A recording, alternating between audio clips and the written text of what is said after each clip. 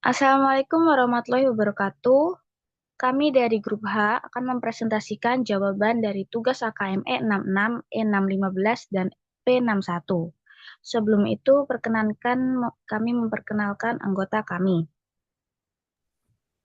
Perkenalkan, nama saya Rizky Amalia dengan NPM 24013010054. Perkenalkan, nama saya Fatila Oktaviana dengan NPM 2401301101074. Perkenalkan, saya Aisyah Khalifatul Rashidah dengan NPM 240130101050. Perkenalkan, saya Iman Yarsa Fitri dengan NPM 24013010107175. Jadi yang pertama yaitu E66 dengan 3 poin.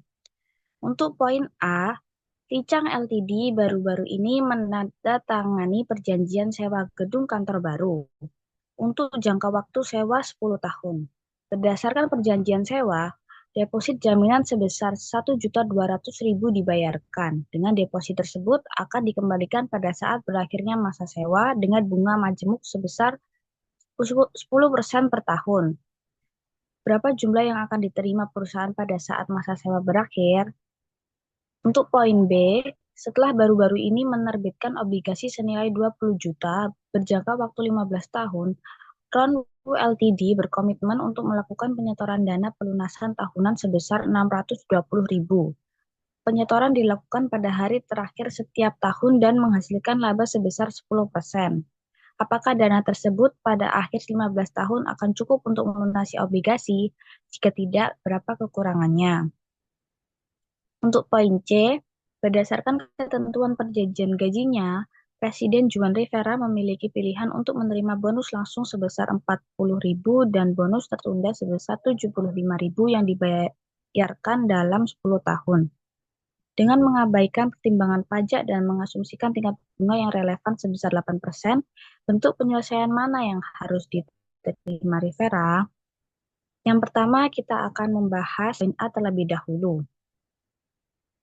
Jadi diketahui present value-nya 1.200.000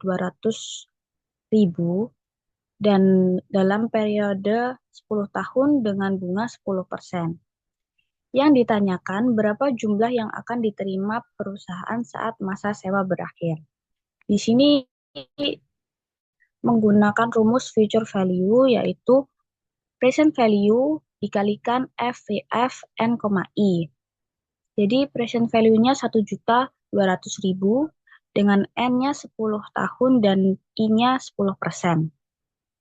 Jadi 1.200.000 dikalikan 1 tambah 10% pangkat 10, yaitu hasilnya 3.112.800.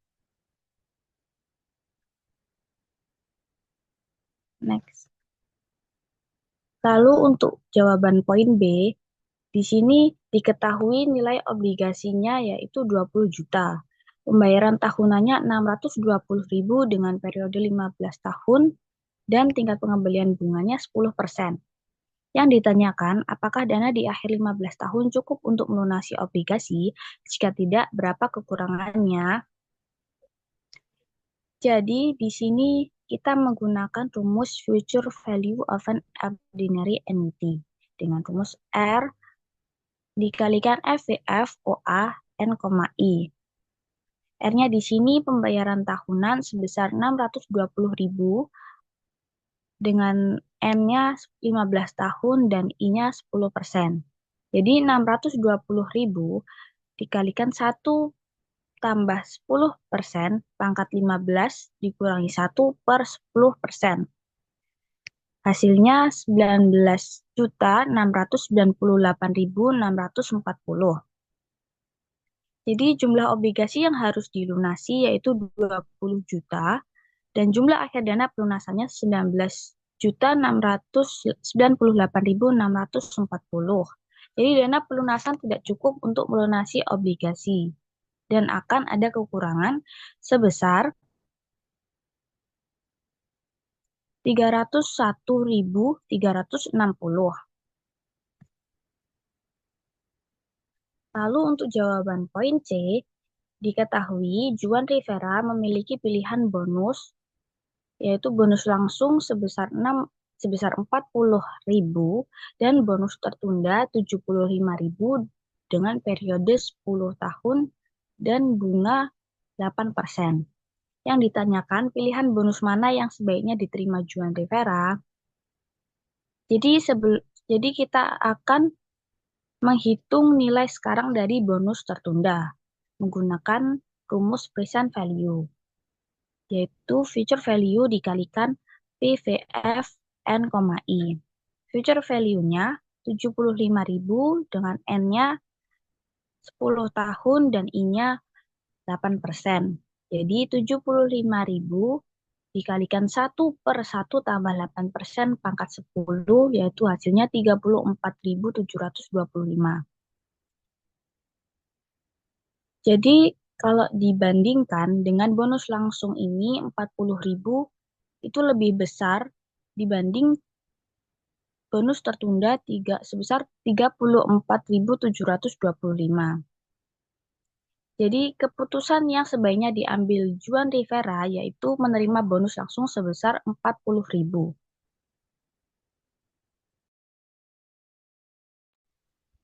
Lalu selanjutnya yaitu E6-G15, yang dimana direksi baru saja menerima bonus awal sebesar 1 juta US.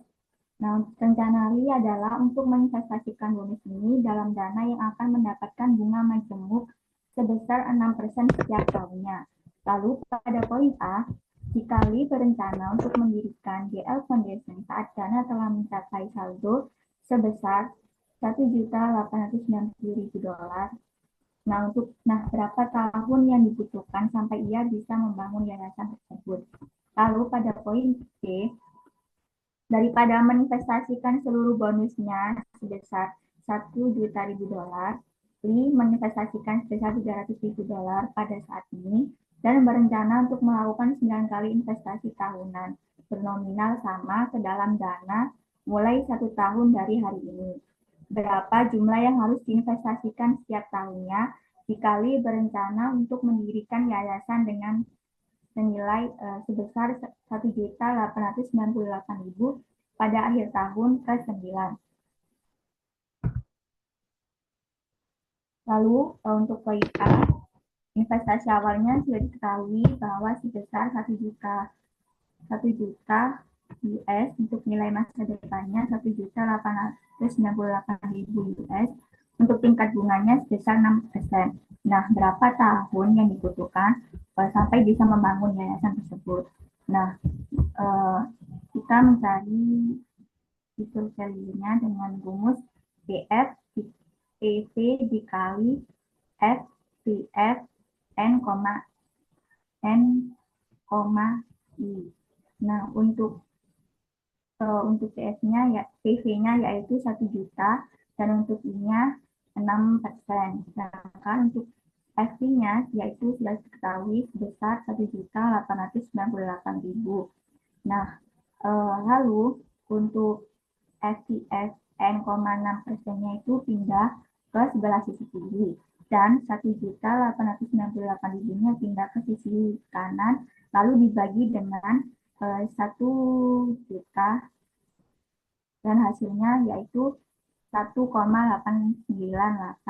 Nah, ini bisa dilihat dari tabel nilai masa depan dari jumlah tunggal yang dimana suku bunga tingkat bunganya yang sebesar 6% itu sebesar 1,898 itu berada pada periode 11. Maka untuk bisa membangun yayasan tersebut itu membutuhkan 11 tahun. Lalu pada poin B, investasi awalnya yaitu 300.000 US dan untuk berapa kali investasinya sebanyak 9 kali. Nah, berapa jumlah yang harus diinvestasikan setiap tahunnya untuk mendirikan yayasan dengan nilai 1.898.000 pada akhir tahun ke-9. Lalu kita mencari future value yang dulu dengan rumus PV dikali F PVF N,1 yang dimana PV-nya sebesar 300.000, N 9, I-nya 6%. Lalu 300 dikali 1,68948. Nah, 1,68948 ini diambil dan diketahui dari tabel nilai masa depan dari jumlah tunggal yang tingkat bunganya yaitu 6% pada periode 9.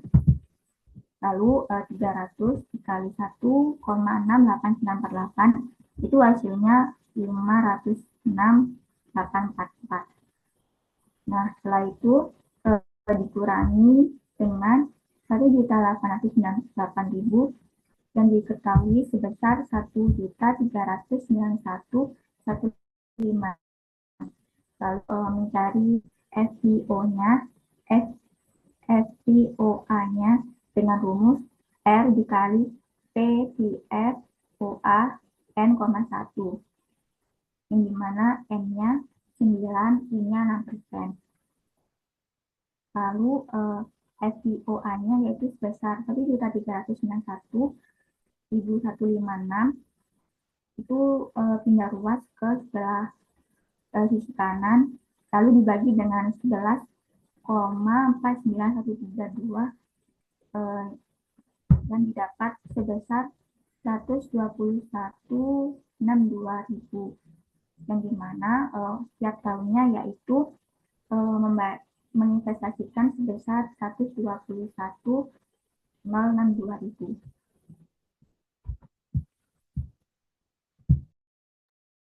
Soal selanjutnya yaitu P61.A dan B. Jadi yang A, pada tanggal 1 Januari 2022, yang PT yang menjual sebuah gedung dengan harga 25 juta dan telah terkumpul penyusutannya sebesar 10 juta yen pada tanggal penjualannya. Yang menerima imbalan sebesar 24 juta yen, surat utang atau obligasi tanpa bunga yang jatuh temponya itu pada tanggal 1 Januari 2025. Tidak ada harga tukar yang ditetapkan untuk surat utang tersebut. Dan wesel tersebut tidak memiliki pasar yang siap. Tingkat bunga yang berlaku untuk wesel jenis ini pada tanggal 1 Januari 2022 adalah sebesar 9%. Jadi, berapakah keuntungan dari penjualan gedung tersebut? Untuk soal yang B, pada tanggal 1 Januari 2022, yang membeli 300 dari obligasi Walters Inc. dengan nilai nominal 100.000 yen serta bunga 9% dalam jangka waktu 10 tahun. Obligasi tersebut akan jatuh tempo pada tanggal 1 Januari 2032 dan membayar bunga setiap tahunnya mulai dari tanggal 1 Januari 2023. Yang membeli obligasi tersebut dengan imbal hasil sebesar 11%. Jadi berapa yang harus dibayarkan oleh Yang untuk obligasi tersebut? Next. Untuk jawaban yang pertama, yang P61A, diketahui bahwa future value-nya sebuah gedung tadi pada tanggal 1 Januari 2025 itu 24 juta yen dengan interest rate atau suku bunga sebesar 9% dan periode 3 tahun mulai dari 2022 sampai 2025. Kemudian diketahui nilai gedungnya sebesar 25 juta yen dan penyusutan gedungnya sebesar 10 juta yen. Pertanyaannya yaitu berapakah keuntungan atas penjualan gedung tersebut? Untuk mengetahui keuntungan atas penjualan gedung tersebut, kita harus mencari sebelumnya. Jadi untuk mengetahui keuntungan atas penjualan gedung, kita harus mencari present value dari gedung tersebut dengan cara mengalihkan future value dan PVF N,I%. Jadi future value-nya sudah diketahui yaitu 24 juta dan PVF-nya itu N itu diisi dengan 3 karena 3 periode dan I 9%. Untuk kemudian 24 juta itu dikalikan dengan 0,772 dapat dari tabel present value. Setelah itu dari hasil perkalian 24 juta dengan 0,772 didapatkan bahwa present value-nya itu sebesar 18.528.000. Setelah itu kita harus menghitung nilai buku aset gedung dengan cara nilai harga gedungnya itu dikurangi dengan penyusutan gedung, yaitu 25 juta dikurangi 10 juta sehingga menghasilkan sebesar 15 juta. Setelah itu, eh, untuk mendapatkan keuntungan atas penjualan gedung tersebut, kita harus mengurangi present value dengan nilai buku aset gedung, yaitu 18.528.000 dikurangi 15 juta, sehingga keuntungan atas penjualan gedung tersebut diketahui sebesar 3.528.000. Next. Untuk soal yang B, diketahui bahwa nominal obligasinya itu sebesar 10.000 yen dan bunga sebesar 9%, serta jumlah obligasi yang dibeli oleh Yang itu ada 300.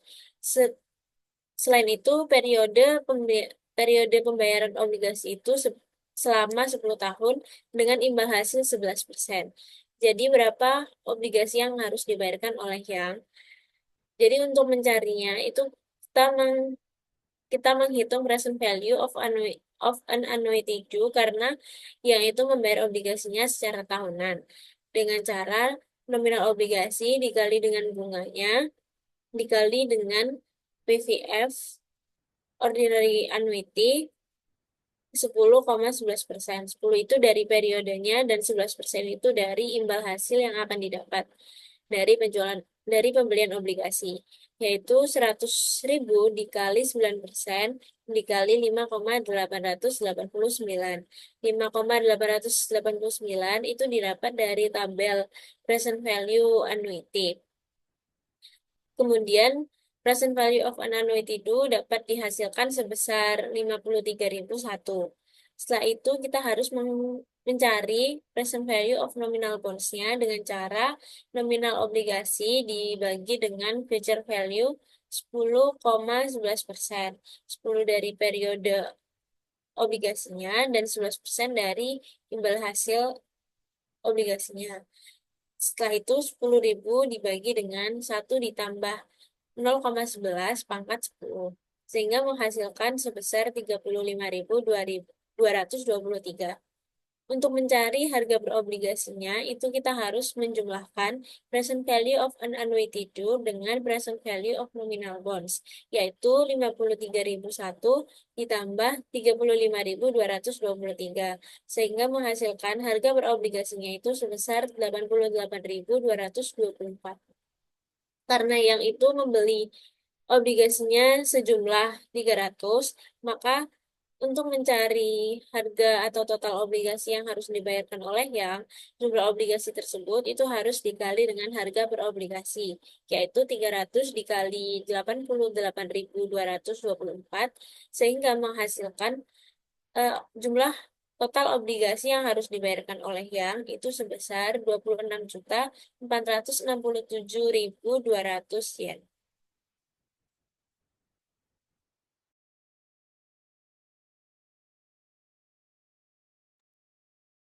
Selanjutnya yaitu poin C. PT yang membeli mesin baru dan setuju untuk membayarnya dalam angsuran tahunan yang sama besar sebesar 400.000 yen pada akhir setiap 10 tahun berikutnya dengan asumsi bahwa suku bunga yang berlaku sebesar 8% berlaku untuk kontrak ini. Berapa yang harus dicatat oleh PT yang sebagai biaya mesin tersebut? Selanjutnya yang D yaitu PT yang membeli traktor khusus pada tanggal 31 Desember 2022. Perjanjian pembelian menetapkan bahwa yang harus membayar sebesar 2 juta yen pada saat pembelian dan 500.000 yen pada akhir selama 8 tahun berikutnya. Traktor tersebut harus dicatat pada tanggal 31 Desember 2022 dengan jumlah berapa yang dibutuhkan dengan asumsi tingkat bunga PT yang sesuai sebesar 12%. Selanjutnya poin yang E, PT yang ingin menarik 12 juta yen termasuk pokok dari dana yang diinvestasikan pada akhir setiap tahun selama 9 tahun. Berapa investasi awal yang diperlukan pada awal tahun pertama jika dana tersebut menghasilkan 11%? Yang pertama, menjawab soal yang C, diketahui cicilan tahunannya yaitu 400.000 yen dengan bunga 8% selama periode 10 tahun. Di sini kita menggunakan present value annuity factor untuk menjawab berapa yang harus dicatat oleh PT yang untuk biaya mesinnya. Yaitu menggunakan present value annuity factor dengan rumus PVAV kali R, N, dimasukkan angkanya yaitu 1 dikurangi 1 plus R pangkat min N dibagi R. Disubstitusikan R sama dengan 0,08 dan N sama dengan 10. PVAV-nya 8%, 10. 1 dikurangi 1,08 pangkat min 10 dibagi 0,08. PVAV 1 dikurangi 1 dibagi 2,1589 dibagi 0,08. PVAV 1 dikurangi 0,4632 dibagi 0,8. 0,5368 dibagi 0,08 sama dengan 6,7101. PV, total PV-nya yaitu 400.000 dikali 6,7101.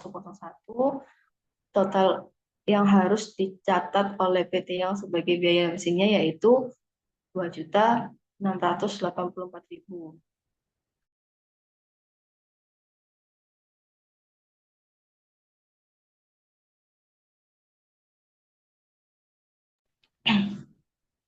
Selanjutnya yang D yaitu diketahui pembayaran langsungnya 2 juta sama dengan biaya tahunannya yaitu 2 juta dengan periode 8 tahun bunganya sebesar 12%.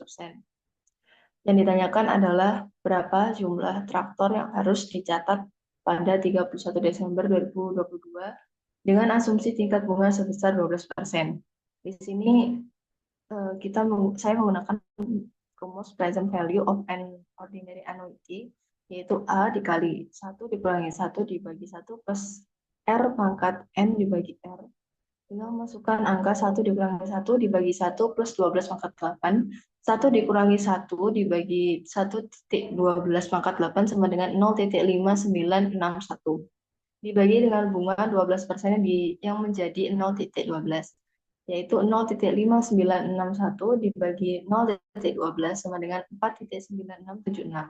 PV anuitasnya itu 500.000 dikali 4,9676.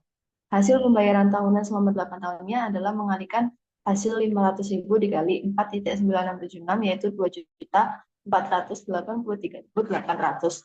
Hasil pembayaran tahunan selama 8 tahun yaitu 2.483.800. Total PV-nya yaitu menambahkan pembayaran langsung 2 juta ditambah hasil pembayaran tahunannya selama 8 tahun yaitu totalnya 4.483.800. Yang terakhir yang E yaitu diketahui penarikan tahunan 12 juta yen, bunga tahunannya 11%, jumlah periode tahunnya yaitu 9 tahun. Yang ditanyakan adalah berapa investasi awal yang diperlukan pada awal tahun pertama jika dana tersebut menghasilkan 11%. Di sini menggunakan rumus present value of an ordinary annuity, yaitu A kali 1 dikurangi 1 dibagi 1 plus R pangkat N dibagi R. Memasukkan angkanya 1 dikurangi 1 plus 11 pangkat 9. 1 dikurangi 1 dibagi 1 dibagi 11 pangkat 9 sama dengan 0,6091. Dibagi dengan bunga tahunan 11%, yaitu 0,6091 dibagi 0,11 sama dengan 5,5370. PV anuitasnya yaitu mengalihkan penarikan tahunan 12 juta dikali 5,5370 dan total PV akhirnya atau investasi awal yaitu 66.444.000.